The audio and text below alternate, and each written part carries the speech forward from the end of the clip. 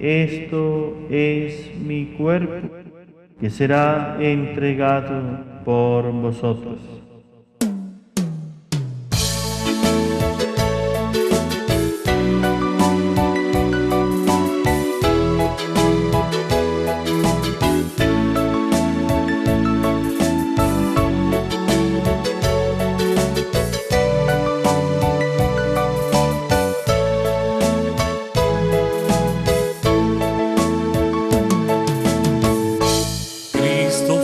En el Calvario su dolor, amor y paz, cuerpo y sangre convertidos en el pan de la unidad, cuerpo y sangre convertidos en el pan de la unidad. Oh Dios, mi Dios, tú eres el pan.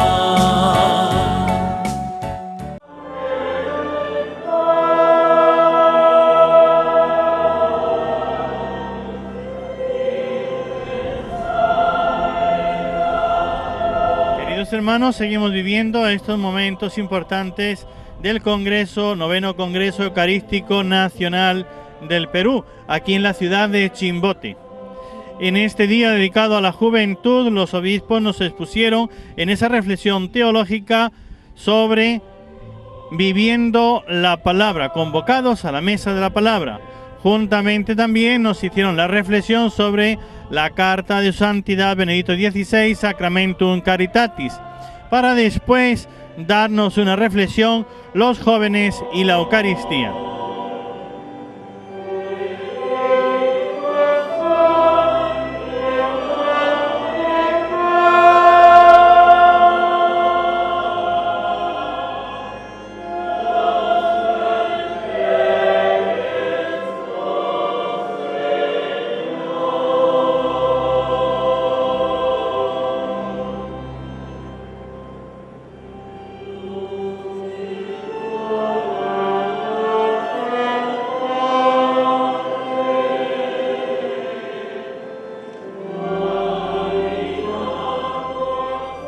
Queridas hermanas y queridos hermanos, si estuviera en mi diócesis de David, donde hay un alto porcentaje de indígenas de la etnia Nove Bugle, les diría también ñantore dego amoro godre. No puedo menos que agradecer a mis hermanos obispos del Perú y especialmente a Monseñor Piorno, obispo de esta diócesis de Chimbote, por haberme invitado a participar en este Congreso Eucarístico Nacional. Y a nombre de mis hermanos obispos y de toda la Iglesia de Panamá, quiero hacerles llegar nuestra solidaridad en los momentos dramáticos que vive la Iglesia y el pueblo de Perú a consecuencia del devastador terremoto de hace casi 15 días. Nuestra conferencia episcopal ha convocado a todos los fieles católicos a una jornada de solidaridad con la Iglesia y el pueblo de Perú para el día 9 de septiembre, fecha en que celebramos la solemnidad de Santa María la Antigua, patrona de Panamá.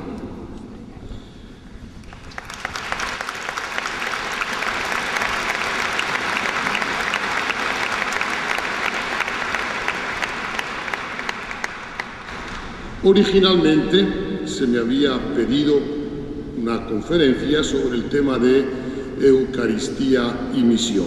Después, por lo que ya han oído, de la ausencia impensada de Monseñor Jorge Enrique Jiménez Carvajal, que lo habría hecho mucho mejor que yo, me pidieron que también asumiera la conferencia de la misión del discípulo. Así que he tratado de armar algo que empate las dos cosas, discipulado, misión y Eucaristía, que la desarrollaré en dos partes. La primera parte ahora, en esta conferencia de la mañana, y la segunda parte mañana, en la segunda hora de la mañana. Pensábamos, señor Piorno, que darme toda una mañana completa sería muy plomizo para todos ustedes, así que mejor nos repartimos en dos días distintos. Evidentemente voy a hacerlo siguiendo el documento de Aparecida. Está fresquito, está recién salido del horno, y qué mejor oportunidad que esta para que nos sintamos todos motivados a beber en esa fuente de nuestro magisterio del episcopado latinoamericano, que trata de responder a las exigencias de la Iglesia y de los pueblos de América Latina y el Caribe. Y primero que nada quisiera, como introducción, decir un par de cositas. Me imagino que más de uno se preguntará, bueno, ¿y qué mosca o qué bicho les picó a los obispos para que ahora nos vengan con esta monserga de discípulos y misioneros? ¿De dónde salió eso? ¿Por qué? ¿Por qué esa insistencia y ese querer meternos hasta por los ojos? Ese asunto del discípulo y de la misión. Yo recuerdo perfectamente cuando en la asamblea del CELAM en Caracas, en el año 2001, el cardenal Óscar Andrés Rodríguez Maradiaga, que estará esta tarde con nosotros, lanzó la primera idea de la necesidad de convocar una quinta conferencia general del episcopado de América Latina y el Caribe. Y cómo esa idea fue acogida casi unánimemente por los que participábamos en la asamblea. Y comenzó a rodar el tema de la quinta conferencia. Después, en el 2004, en el mes de febrero, si no me equivoco, en Puebla de Los Ángeles, nos reunimos de nuevo el CELAM con los presidentes de conferencias episcopales. Ya el motivo era celebrar los 25 años de Puebla, pero se aprovechó también para comenzar a pensar y darle forma a lo que queríamos que fuera la quinta conferencia. Y en ese momento, en la discusión, en el diálogo, en los grupos, de una forma impensada, sin que estuviera preparado ni sin que fuera una línea trazada, salió la idea de que el discipulado y la misión tenían que ser los ejes fundamentales de la quinta conferencia, como una manera de recuperar y revitalizar el ser y la vida de la Iglesia. Dicho esto, me permito una sugerencia. Suele ser muy frecuente para muchos de nosotros que no siempre tenemos todo el tiempo del mundo para leer todos los libros y documentos que nos llegan. Suele ser frecuente, digo, que comencemos por el final, por el índice. Y comencemos por ver qué nos llama la atención del índice. Y entonces hacemos una lectura selectiva de aquello que nos llama la atención o aquello que nos puede interesar. Yo les hago la sugerencia de que cuando reciban el documento de Aparecida, no entren por la puerta de atrás, no entren por el índice, entren por la puerta de adelante y lean la introducción y léanla 2 y 3 veces antes de pasar al resto del documento. ¿Por qué? Porque ahí está el meollo, el porqué de ese llamamiento a revitalizar nuestra identidad de discípulos y misioneros. Dice en el punto número 10, cómo la Iglesia de América Latina y el Caribe se encuentra ante un nuevo período de la historia con desafíos y exigencias. Un nuevo período que está caracterizado por 3 elementos. Un descontento generalizado que se propaga por las nuevas turbulencias sociales y políticas, por la difusión de una cultura ajena y hostil a la tradición cristiana y por la emergencia de variadas ofertas religiosas. Después hay una descripción más amplia en la primera parte de la realidad social y de la realidad de la Iglesia en América Latina y el Caribe. Pero esta primera puntualización ya es suficiente. Ante esa realidad, ante esos nuevos desafíos y exigencias del mundo en el que vivimos, ¿qué tiene que hacer la Iglesia? Dice, repensar profundamente y relanzar con fidelidad y audacia su misión. Repensar y relanzar. No puede replegarse, no puede quedarse en lloros, en lamentos, no puede cruzarse de brazos. Tiene que confirmar, renovar y revitalizar la novedad del Evangelio. Y ello, continúa el documento, ello no se consigue y no depende ni de grandes programas ni de grandes estructuras, sino de hombres y mujeres nuevos que encarnen la tradición y novedad del Evangelio como discípulos y misioneros del reino y protagonistas de vida nueva para América Latina y el Caribe.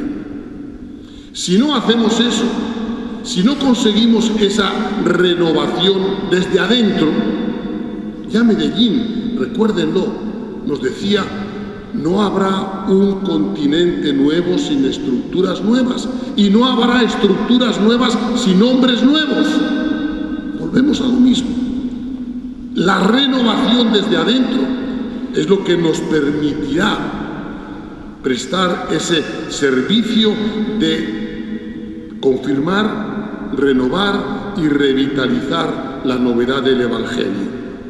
Porque, continúa, una iglesia o una fe católica reducida a puro bagaje, a barniz superficial, diría el Papa Pablo VI en la Evangelii Nunciante, a elenco de normas y prohibiciones, a prácticas de devoción fragmentadas, a adhesiones selectivas y parciales de las verdades de la fe, a una participación ocasional en algunos sacramentos, a la repetición de principios doctrinales, a moralismos blandos o crispados, esa fe así, esa iglesia así, no resistirá los embates del tiempo, no podrá hacer frente a las exigencias de nuestro tiempo. Por eso debemos revitalizar nuestro modo de ser católico y nuestras opciones por el Señor, llegando a una evangelización mucho más misionera, en diálogo con todos los cristianos y al servicio de todos los hombres. Esa es la razón, ese es el porqué, este insistir y este replantearnos nuestra identidad como discípulos y misioneros. Esto me sirve de introducción para entrar en el tema del discípulo y su misión.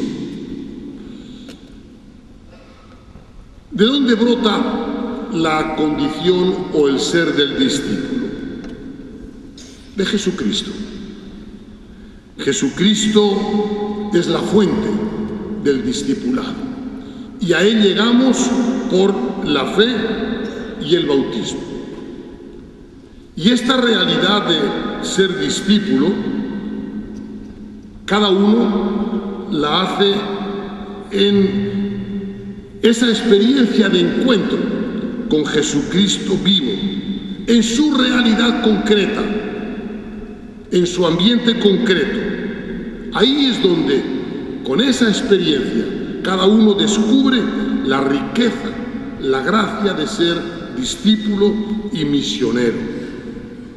Por lo tanto, el acontecimiento de Cristo es el inicio, el que da el nacimiento a ese ser nuevo que surge en la historia y al que llamamos discípulo.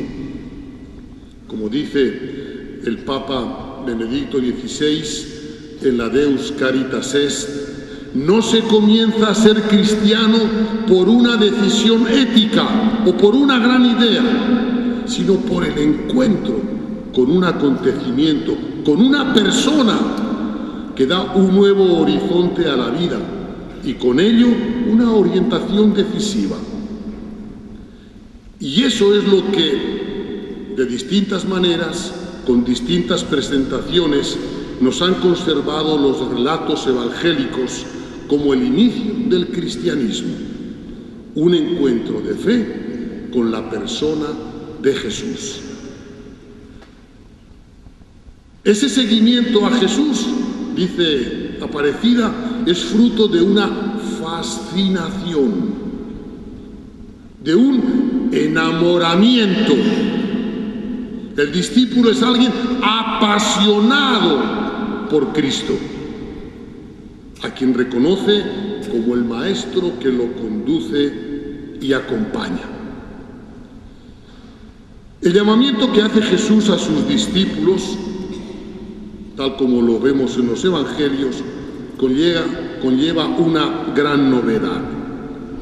A diferencia de lo que ocurría con los maestros de la ley, los maestros judíos, que llamaban a sus discípulos a encontrarse o a vincularse con algo trascendente, o les proponían la adhesión a la ley de Moisés, Jesús invita a encontrarse con Él, a vincularse estrechamente con Él.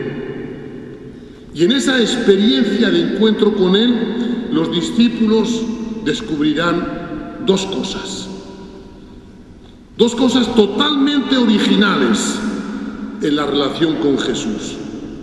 Primero, que el encuentro no es fruto de su voluntad, que el encuentro no es producto de su decisión.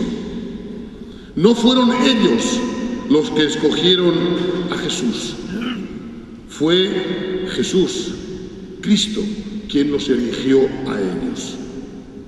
Y segundo, que ellos no fueron convocados para algo, purificarse, aprender la ley, sino para alguien. Fueron elegidos para vincularse íntimamente a su persona. El discípulo experimenta así que la vinculación íntima con Jesús en el grupo de los suyos es participación de la vida salida de las entrañas del Padre. Es un formarse en esa escuela del discipulado para asumir su mismo estilo de vida y sus mismas motivaciones, para correr su misma suerte y hacerse cargo de su misión de hacer nuevas todas las cosas.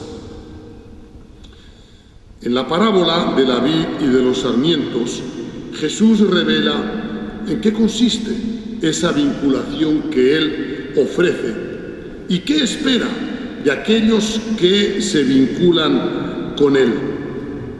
No quiere una relación como siervos, porque el siervo no conoce lo que hace su Señor.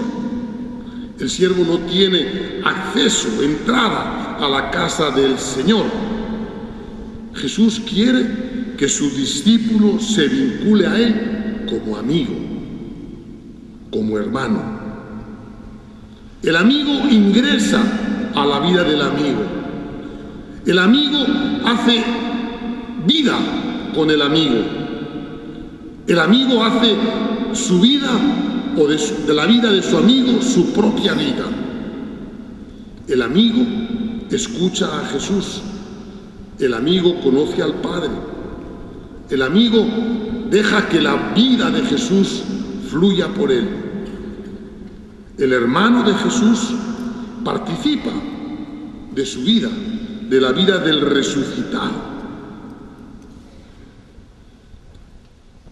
Esta admiración, este enamoramiento, esta fascinación del discípulo por la persona de Jesús, ese llamado y esa vinculación con la vida de Jesús buscan suscitar una respuesta consciente y libre desde lo más íntimo del corazón del discípulo.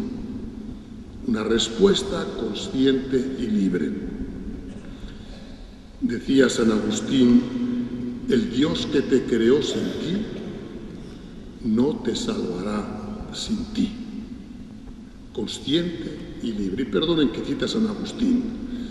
Soy agustino recoleto como mis hermanos Fortunato, Emiliano y Carmelo. Y hoy es la fiesta de San Agustín.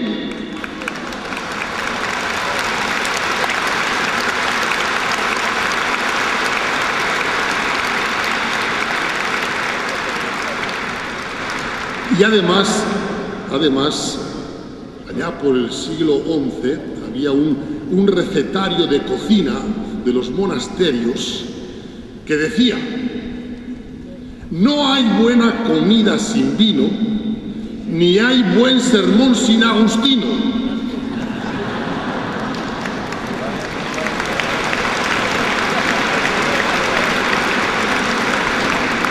No Agustino de la Orden de San Agustín, sino Agustino de San Agustín. No hay un buen sermón sin una cita de San Agustín. Así que, si me escuchan hablar de San Agustín, bueno, pues ya saben por qué. Bien, decía pues San Agustín que el Dios que te creó sin ti no te salvará sin ti. Dios nos invita a vincularnos con Él, pero no nos obliga.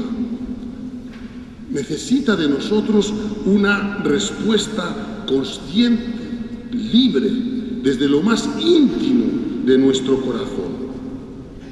Y esa respuesta debe ser tal que comprometa radicalmente toda nuestra libertad y toda nuestra vida. Porque es una respuesta de amor a quien nos amó primero hasta el extremo. En ese amor de Jesús es donde debe ir madurando, creciendo la respuesta del discípulo hasta llegar a decir: te seguiré a donde quiera que vayas. Pero al llamar a sus discípulos, Jesús les da un encargo muy preciso, muy concreto. No les llama para estar simplemente arrobados a sus pies. Los llama para una misión: anunciar el Evangelio del Reino a todas las naciones. Por eso, como lo veremos mañana, todo discípulo es misionero.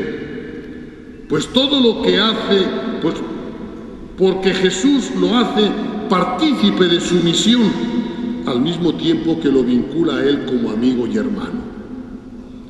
Participar de la vida de Jesús como amigo y hermano es entrar de lleno en la participación de la vida y de la misión de Jesús. Y de esa manera, así como Jesús es el testigo, el misionero, el evangelio del misterio del Padre, así los discípulos son testigos de la muerte y resurrección del Señor hasta que Él vuelva. Y cumplir este encargo, participar de esta misión, no es una tarea opcional. No es una tarea opcional. Mañana también insistiremos más en esto, sino parte integrante de la identidad cristiana, porque es la extensión, la prolongación de la misma vocación cristiana. Si por ser discípulos nos vinculamos, nos unimos, participamos de la vida de Cristo, lo hacemos con todo el Cristo, con ese Cristo que ha sido enviado para ser buena noticia. Por lo tanto, el discípulo que se ha identificado con el Señor tiene que formar, hacerse parte, vincularse con esa misión de Jesús. ¿Qué consecuencias trae esto que hemos visto acerca del discípulo? La primera: al participar de esta misión y de esta identidad con Jesús, el discípulo camina hacia la santidad. El discípulo camina hacia la santidad, la primera consecuencia. Teniendo en cuenta que esa santidad nos lleva a vivirla en el corazón del mundo. No es una fuga hacia el intimismo o hacia el individualismo religioso, ni tampoco es una huida o un abandono de la realidad, de los problemas urgentes, sean económicos, sociales o políticos, de nuestro entorno. No es tampoco un escape hacia un mundo exclusivamente espiritual. La santidad no es escapismo. La santidad es vivir la vida de Jesús. La santidad implica identificarnos con aquel que es santo. Y para ello no se trata, aunque habrá vocaciones, habrá llamados a vivir distintas maneras de seguir a Jesús, fundamentalmente que ser santos no es aislarnos de las realidades temporales, sino simplemente, como Jesús, vivir en plenitud la voluntad del Padre. Por eso, en el fiel cumplimiento de su vocación bautismal, el discípulo ha de tener en cuenta los desafíos que el mundo de hoy presenta a la Iglesia de Jesús. Y aquí también el documento de Aparecida hace un recuento de algunos de esos desafíos.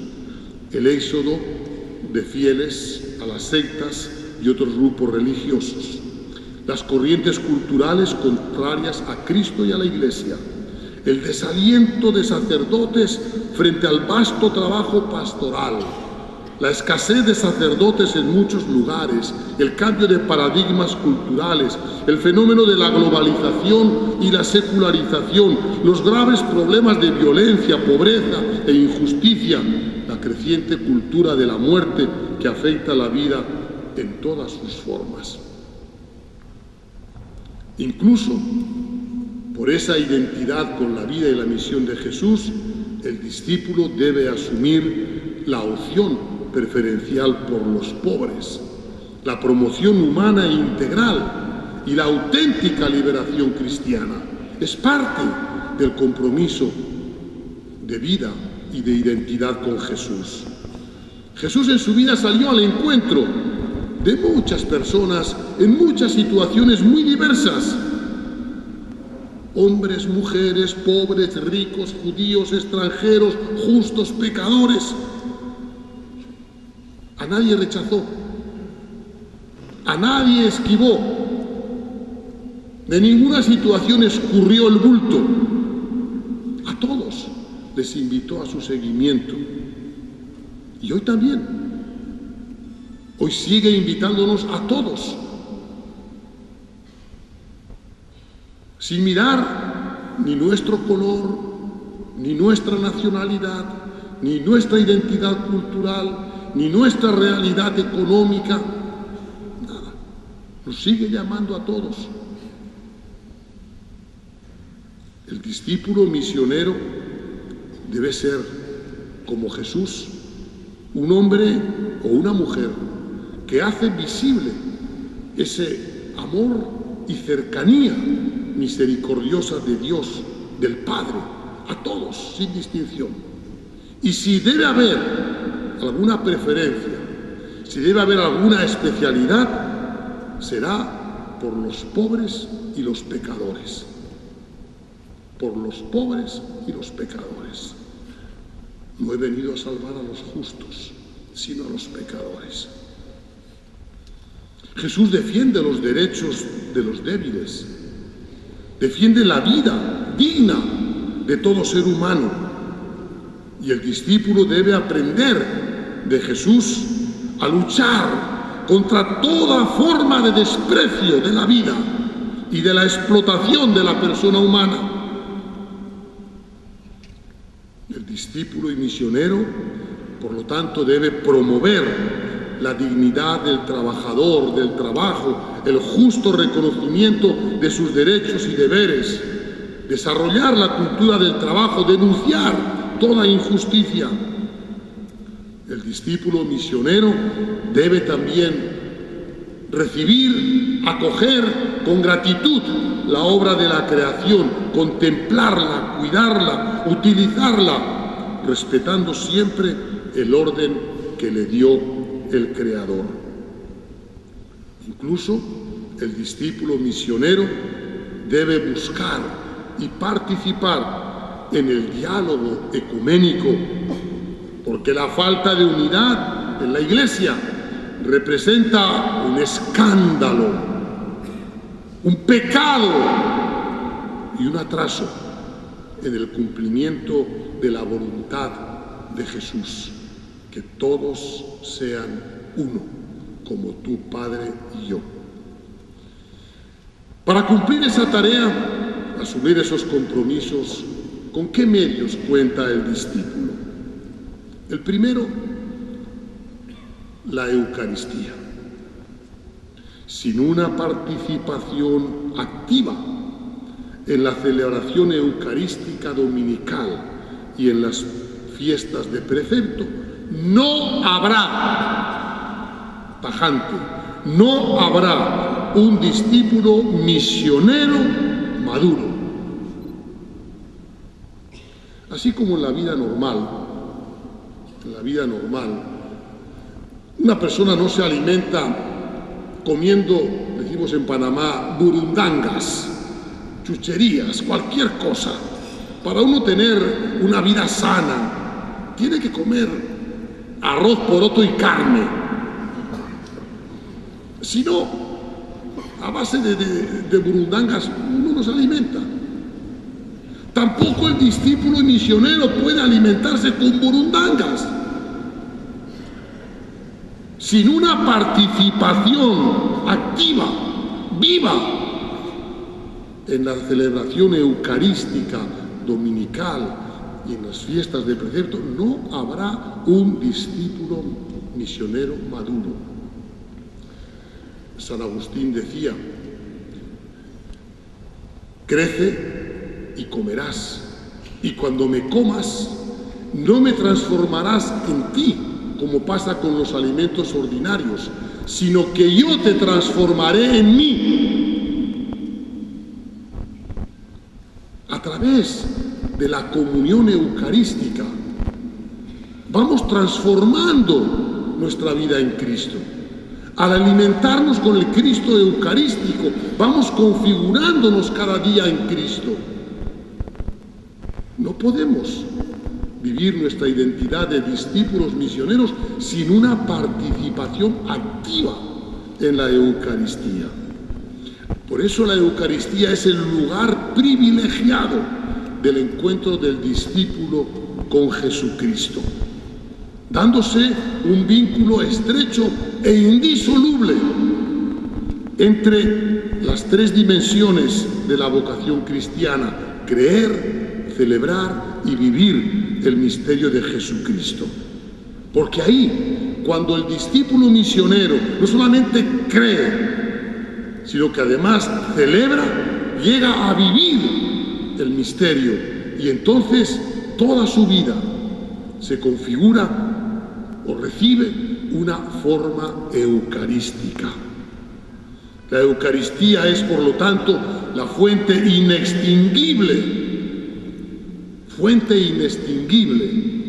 del discípulo misionero. Ahí el Espíritu Santo fortalece la identidad del discípulo y despierta en él la decidida voluntad de anunciar con audacia a los demás lo que ha escuchado y vivido. En cada celebración eucarística, el discípulo renueva su alianza de amor en Cristo con el Padre y los hermanos. Segundo medio, María.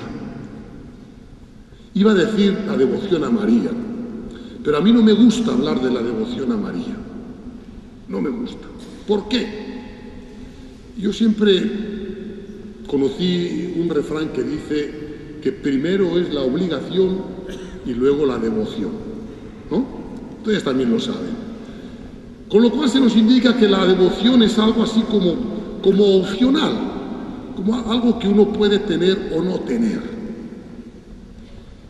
Y la vida de María, en la vida del cristiano, puede ser cualquier cosa menos opcional. Menos opcional. Por lo tanto, menos devocional. María es parte fundamental de Cristo, de la Iglesia y del discípulo. Vuelvo a San Agustín. Decía, si es falsa la madre, es falso el hijo.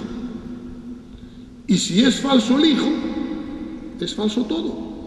Es falsa la encarnación, es falsa la muerte, es falsa la resurrección, es falsa la Iglesia, son falsos los sacramentos, somos falsos nosotros. Si quitamos a María, ¿en qué quedó Cristo? Ya no es el Hijo de Dios hecho hombre. Por lo tanto, ¿dónde quedamos nosotros? María no es una simple devoción. Yo puedo ser devoto, ¿no?, de San Agustín, de San Juan Bosco, de San Martín de Porres o de San Cucufati. Y no pasa nada. No pasa nada si soy o no soy devoto de San Agustín. No pasa nada si soy o no soy devoto de San Martín de Porres. No pasa nada. Pero no es el caso de María. María ayuda a mantener vivas las actitudes de atención, de servicio, de entrega y de gratuidad que deben distinguir a los discípulos de su Hijo. María nos indica además cuál es la pedagogía, el modo de comportarnos para que los pobres en cada comunidad cristiana se sientan como en su casa. María crea comunión y nos educa a un estilo de vida compartida y solidaria, en fraternidad, en atención y acogida al otro, especialmente si es pobre o necesitado. María enriquece la dimensión materna de la Iglesia, yo me atrevería a decir de Dios, y su actitud acogedora. El tercer medio, la oración personal y comunitaria. El discípulo que se ha alimentado con la palabra y con la Eucaristía debe cultivar una relación de profunda amistad con Jesucristo, procurando asumir la voluntad del Padre. Y eso el discípulo lo adquiere en la oración diaria, en la cual se da un primado, una absoluta prioridad a la gracia en el itinerario, en el camino del discípulo misionero. Por eso, recuerden, nos decía el siervo de Dios Juan Pablo II en la Nuevo Milenio Ineunte, es necesario aprender a orar. Es necesario aprender a orar, volviendo siempre de nuevo a aprender ese arte de los labios del Maestro. Cuarto medio, la participación en la vida de la Iglesia. Participación en la vida de la Iglesia. Somos miembros de una comunidad. Por el bautismo entramos a formar parte de la comunidad de los discípulos, de la comunidad de la Iglesia. Y eso no es teoría. No soy miembro de verdad de la Iglesia si no participo en la vida de la Iglesia. No soy miembro de la Iglesia porque estoy inscrito, registrado en una partida de bautismo, en un libro parroquial. Soy miembro de la Iglesia si participo en la vida de la Iglesia, viviendo el amor de Cristo en la vida fraterna solidaria, acompañado y estimulado por la comunidad y sus pastores para madurar la vida del Espíritu. Quinto medio, la catequesis permanente y la vida sacramental. El encuentro con Jesús debe ir creciendo, debe ir madurando. Y eso se hace a través de una formación permanente y una participación asidua en la vida sacramental, que fortalecen la conversión inicial y permite que el discípulo pueda perseverar en la vida cristiana y pueda seguir en su misión en medio del mundo que nos desafía. No somos cristianos discípulos de una vez para siempre. Es un tesoro que llevamos en vasijas de barro y todos sabemos la fragilidad de una vasija de barro. Si no la cuidamos, si no la apapachamos, se nos cae, se nos quiebra. Si no cuidamos la fe recibida, si no cuidamos la vida de Cristo en nosotros, se nos puede quebrar. Y la manera de cuidarla es participar asiduamente en la vida de la Iglesia, en la formación permanente y en la vida sacramental. Hablando de la formación, la iniciación cristiana debe ir creciendo gradualmente en el conocimiento, amor y seguimiento de Cristo. Por lo tanto, es necesario asumir la dinámica catequética de esa iniciación cristiana, recordar que comenzamos a ser cristianos un día en el bautismo, pero no terminamos nunca de crecer. Que cada día podemos y debemos ser más y mejores cristianos. Que solamente terminamos de crecer cuando morimos. Mientras tanto, estamos en un proceso dinámico y gradual de formación y de crecimiento. Y esto nos va a exigir a todos, comenzando por los obispos, nuevas actitudes pastorales para facilitar, para favorecer, para animar esa formación permanente de todos los discípulos y discípulas. Desde tener por centro de toda nuestra vida a Jesucristo hasta llegar a tener ese espíritu de oración, familiaridad con la palabra, práctica frecuente de los sacramentos, participación en la Eucaristía, inserción en la vida comunitaria, solidaridad en el amor. Para favorecer todo eso hay que formar estructuras, hay que reordenar nuestras actividades, hay que integrar a todos para que todos los discípulos y discípulas puedan tener ese acceso a la plena identidad con Cristo. Repite el documento de Aparecida. Esto exige de parte de los pastores, mea culpa, una mayor apertura de mentalidad para que entiendan y acojan el ser y el hacer del laico en la Iglesia, quien por su bautismo y su confirmación es discípulo y misionero de Jesucristo.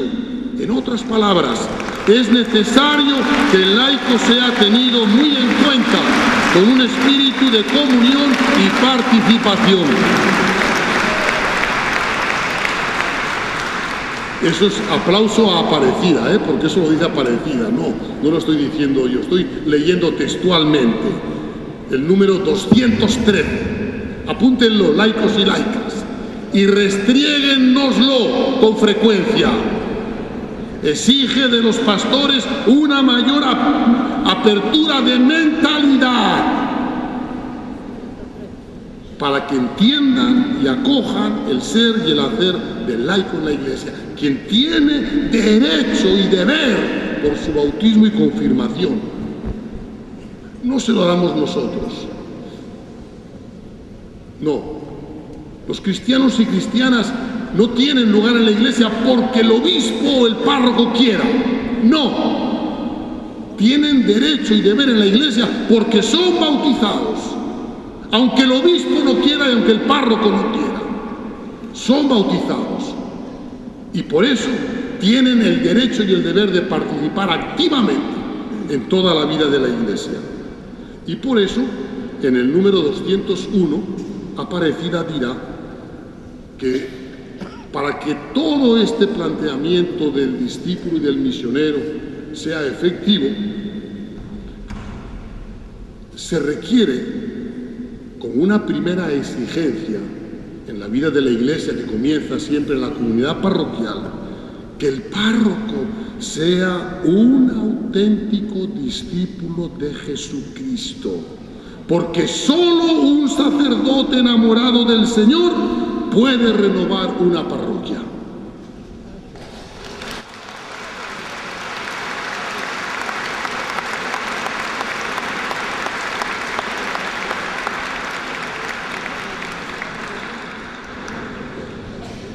Yo aprendí un refrán hace mucho tiempo que decía: un santo triste es un triste santo.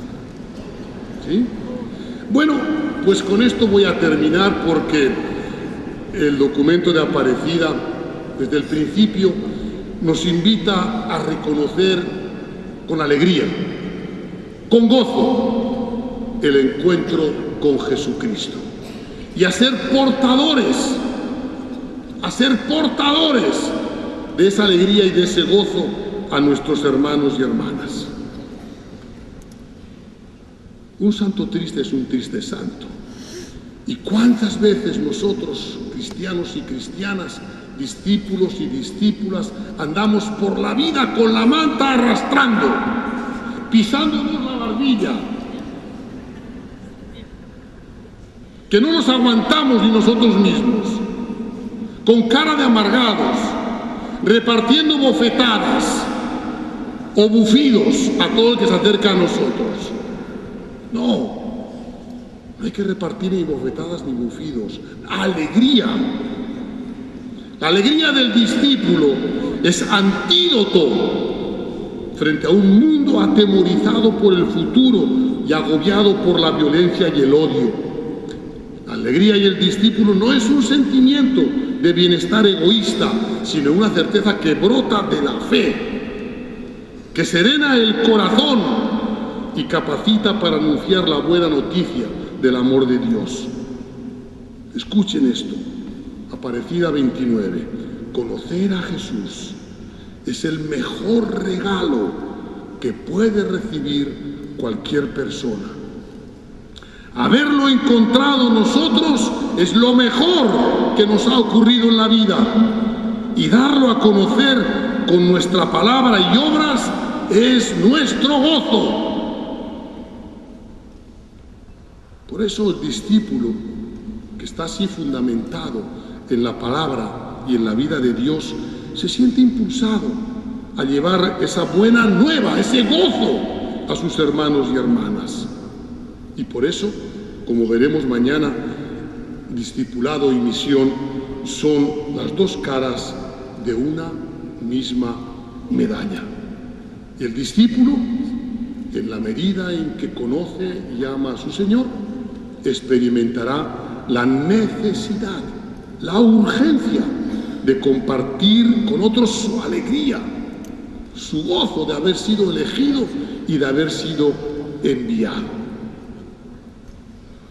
Gracias por su paciencia y atención.